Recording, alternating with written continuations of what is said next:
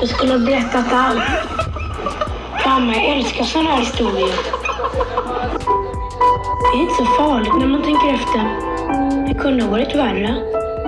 Hej och välkomna till Alex informationshörna. Idag ska vi prata om lite politik, lite blandat, vad jag tycker om saker och ting. Det är ett nytt koncept jag startar upp här samma vecka, samma kanal på YouTube istället för Killsnackes i studion. Så hoppas jag att ni hänger med hela vägen. Och tryck gärna en tumme upp och alltså likea och skriv en kommentar. Så över till mitt prat. Ja, idag vill jag alltså öppna upp mig och har varit med om väldigt mycket under en månads tid här. Så därför så tänkte jag liksom bara prata ut om det här systemet som jag bor i Norge, va? Och det krävs alltså bankverificering via BankID till att skaffa sig allt, om det så vore strömavtal och så vidare, va. Så det nya systemet, man kan inte göra på det gamla sättet längre, och det tycker jag är för jävligt. Och så om man ska gå vidare och hoppa över från det ämnet, så kan ni gärna säga vad ni tycker och så. Likea ifall ni gillar det här konceptet, det nya konceptet. Så vill jag prata om krigen och det blev ingenting av det. Nu har ju ukrainska statsministern sagt upp sig. Och folk skrev sån latterfjäs på det, och det förstår jag, för det kommer ju inte att ske det som de har varnat för och det som folk är livrädda för. Tredje världskrig, hallå, 2026. Vi ska ha fred på jord. Så enkelt är det. Så jag tycker inte att någon ska behöva vara rädd för det. Klart att man kan bunkra upp ett lager hemma med mat och dricka och sånt, så för ifall det skulle krisa sig, va. Så, men det ska ni inte behöva tänka på, för det gör inte jag. I USA har ju Donald Trump sagt något dumt igen, och det tycker jag är bra, för med allt för mycket information kan man hamna i svår chock. Ja, och så över till nästa grej då. Matpriserna och hur det har stigit, i det sista tiden. Det är ju helt galet, frågar du mig. Speciellt här i Norge då, om man ska jämföra med Sverige och Norge, så tycker jag att Sverige har lite bättre med för de som röker och snusar, så är det ju halva priset. Du får liksom 2 boxar snus i Sverige till priset av en här i Norge, knappt det. Och det är ju, tycker jag är för jävligt. Och vad ska vi göra för att få förändring på detta? Jo, vi måste bli bättre på att göra som vi själva önskar och vill ha det. Såklart, nummer 1. Nummer 2, vi kan inte vara sådana mesar. Vi behöver att stå upp för oss själva, helt enkelt. 3, det är bara en sån enkel grej. Vi kan nämna det som jag nämnde innan, att det med priserna på snus. Du kan ju inte ta över för mycket snus till Norge när du bor där. Sånt som du kunde göra för nu har de minskat på det också. Ta med dig och så får du se vad som händer. För det om alla bara gör samma sak, så kan de inte stoppa sådana töntiga regler. Det tycker jag. Ja, och 4. Sluta gör som alla andra säger. Gör vad du själv önskar. Det tycker jag är viktigt.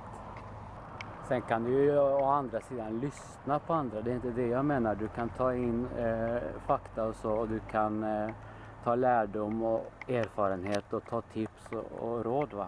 Och lära dig på det sättet. Det är helt klart man ska göra det. Och tänka positivt. Så ordnar det sig. För det mesta. det här med ångest och angst och depression är en stor fråga för många. Jag har haft det i många år men har lyckats att bearbeta på mig själv och så komma mig ut av det. Så det finns mycket man kan göra. Pustövningar, tänka positivt, vara glad, äta rätt, träna. Och jag har lyckats. Det går faktiskt att komma till en punkt efter 10 år av det slitande så kan man bli av med ångesten om man jobbar på sig själv då. Så det är inget farligt. Tänk på det. Det där med min ångest och slash angst. Det har varit en svår och tuff, lång väg. 10 år. Jag kan berätta lite. Men det kommer att ta lite tid. Och jag tänker att de som vill lyssnar och de som ger sig, de kan bara sluta titta på något annat. Det hela började nere där jag bodde i Uddevalla. Jag stod på balkongen och så stod jag bara och höll mig i räcket och kände att det var någonting som var väldigt fel. Jag har aldrig känt den känslan förut så jag visste ju inte vad det var så jag blev ju livrädd. Men så det slutade ända upp med att jag kedjerökte cigaretter, ett paket och drack energidricka, en liter och mådde ännu dåligare. Fattar inte var den här ångesten kom ifrån. Men det var mitt ex nere i Sverige som intalade mig att det finns något som heter ångest. Och då förstod jag att det var det jag hade fått. Så efter det så började jag att hantera ångesten.